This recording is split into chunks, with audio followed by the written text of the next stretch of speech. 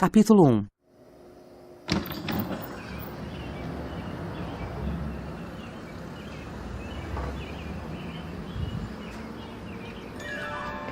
A casa ficava numa pequena colina bem nos limites de uma vila, isolada. Dela se tinha uma ampla vista das fazendas do oeste da Inglaterra. Não era, de modo algum, uma casa excepcional. Tinha cerca de 30 anos. Era achatada, quadrada, feita de tijolos, com 4 janelas na frente, cujo tamanho e proporções pareciam ter sido calculados mais ou menos exatamente para desagradar a vista. A única pessoa para quem a casa tinha algo de especial era Arthur Dent, e assim mesmo, só porque ele morava nela. Já morava lá há uns 3 anos, desde que resolvera sair de Londres, porque a cidade o deixava nervoso e irritado. Também tinha cerca de 30 anos. Era alto, moreno e quase nunca estava em paz consigo mesmo. O que mais o preocupava era o fato de que as pessoas viviam lhe perguntando por que ele parecia estar tão preocupado. Trabalhava na estação de rádio local e sempre dizia aos amigos que era um trabalho bem mais interessante do que eles imaginavam. E era mesmo. A maioria de seus amigos trabalhava em publicidade. Na noite de quarta-feira tinha caído uma chuva forte e a estrada estava enlameada e molhada, mas na manhã de quinta, um sol intenso e quente brilhou sobre a casa de Arthur Dent, pelo que seria a última vez.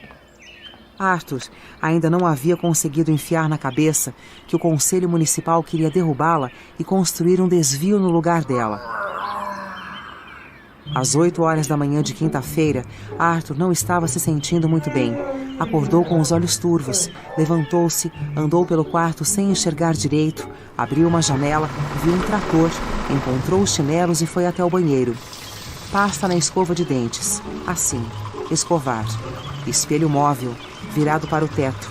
Arthur ajustou. Por um momento, o espelho refletiu um segundo trator pela janela do banheiro. Arthur reajustou e o espelho passou a refletir o rosto barbado de Arthur Dent. Ele fez a barba, lavou o rosto, enxugou-o e foi até a cozinha em busca de alguma coisa agradável para pôr na boca. Chaleira, tomada, geladeira, leite, café, bocejo. A palavra trator vagou por sua mente, procurando algo com o que associar. O trator que estava do outro lado da janela da cozinha era dos grandes. Arthur olhou para ele.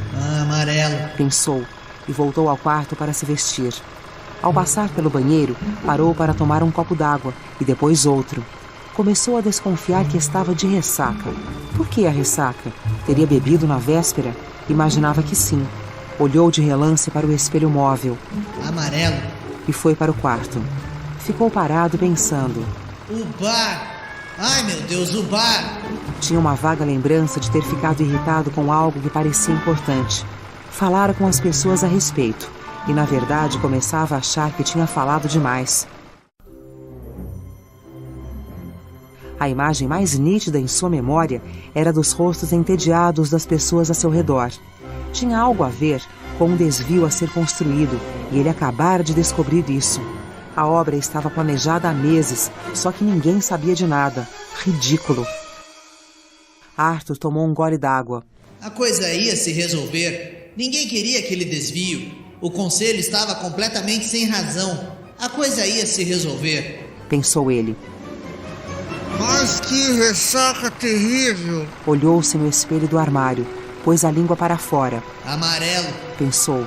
A palavra amarelo vagou por sua mente, procurando algo com o que se associar. 15 segundos depois, Arthur estava fora da casa, deitado no chão, na frente de um trator grande e amarelo que avançava por cima de seu jardim. O Sr. L. Prosser era, como dizem, apenas humano. Em outras palavras, era uma forma de vida bípede baseada em carbono e descendente de primatas. Para ser mais específico, ele tinha 40 anos, era gordo e desleixado e trabalhava no Conselho Municipal. Curiosamente, embora ele desconhecesse este fato, era também descendente direto, pela linhagem masculina, de Gengis Khan, embora a sucessão de gerações e a mestiçagem houvessem misturado de tal modo sua carga genética que ele não possuía nenhuma característica mongol, e os únicos vestígios daquele majestoso ancestral que restavam no Sr. L. Prosser eram uma barriga pronunciada e uma predileção por chapeuzinhos de pele. Ele não era em absoluto um grande guerreiro. Na verdade, era um homem nervoso e preocupado. Naquele dia estava particularmente nervoso e preocupado porque tivera um problema sério com seu trabalho, que consistia em retirar a casa de Arthur Dent do caminho antes do final da tarde. Desista, Sr. Dent. O senhor sabe que é uma causa perdida. O senhor não vai conseguir ficar deitado na frente do trator o resto da vida. Tentou assumir um olhar feroz, mas seus olhos não eram capazes disso. Deitado na lama, Arthur respondeu: Está bem, vamos ver quem é mais chato. Infelizmente, o senhor vai ter que aceitar, disse o Sr. Prosser, rodando seu chapéu de pele no alto da cabeça. Esse desvio tem que ser construído e vai ser construído. Primeira vez que eu ouço falar nisso. Por que é que tem que ser construído? O Sr. Prosser sacudiu o dedo para Arthur por algum tempo. Depois parou e retirou o dedo. Como assim, por que deve ser construído? Ora! Exclamou ele. É um desvio! É necessário construir desvios!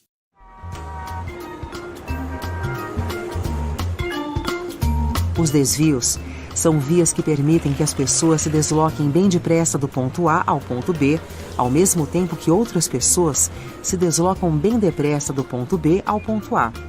As pessoas que moram no ponto C, que fica entre os dois outros, muitas vezes ficam imaginando o que tem de tão interessante no ponto A para que tanta gente do ponto B queira muito ir para lá, e o que tem de tão interessante no ponto B para que tanta gente do ponto A queira muito ir para lá.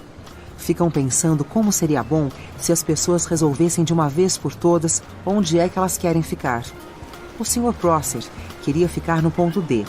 Este ponto não ficava em nenhum lugar específico, era apenas um ponto qualquer bem longe dos pontos A, B e C. O Sr. Prosser teria uma bela casinha de campo no ponto D, com machados pregados em cima da porta, e se divertiria muito no ponto E, o bar mais próximo do ponto D. Sua mulher, naturalmente, queria uma roseira trepadeira, mas ele queria machados. Ele não sabia por quê, só sabia que gostava de machados. O Sr. Prosser sentiu seu rosto ficar vermelho ante aos sorrisos irônicos dos operadores do trator.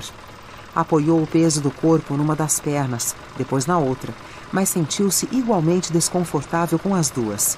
Era óbvio que alguém havia sido terrivelmente incompetente, e ele pedia a Deus que não fosse ele. O senhor teve um longo prazo ao seu dispor para fazer quaisquer sugestões ou reclamações, como o senhor sabe, disse o Sr. Prosser. Um longo prazo? Exclamou Arthur. Longo prazo? Eu só soube dessa história quando chegou um operário na minha casa ontem. Perguntei a ele se tinha vindo para lavar as janelas e ele respondeu que não. Vinha para demolir a casa.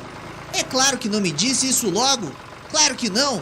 Primeiro lavou umas 2 janelas e me cobrou 5 pratas. Depois é que me contou. Mas, senhor Dent, o projeto estava à sua disposição na Secretaria de Obras há 9 meses. Pois é, assim que eu soube, fui lá me informar ontem à tarde. Vocês não se esforçaram muito para divulgar o projeto, não é verdade? Quer dizer, não chegaram a comunicar às pessoas nem nada. Mas o projeto estava em exposição. Em exposição? Tive que descer ao porão para encontrar o projeto. É no porão que os projetos ficam em exposição. Com uma lanterna. Ah, provavelmente estava faltando luz. Faltavam as escadas também. Mas afinal o senhor encontrou o projeto, não foi? Encontrei sim. Estava em exibição no fundo de um arquivo trancado, jogado num banheiro fora de uso, cuja porta tinha a placa "Cuidado com o leopardo". Uma nuvem passou no céu. Projetou uma sombra sobre Arthur Dent, deitado na lama fria, apoiado no cotovelo. Projetou uma sombra sobre a casa de Arthur Dent. O Sr. Prosser olhou-a, de cara feia. Não chega a ser uma casa particularmente bonita? Perdão, mas por acaso gosto dela. O senhor vai gostar do desvio. Ah, calha a boca. Calha a boca e vai embora. Você e a porcaria do seu desvio. Você sabe muito bem que está completamente sem razão.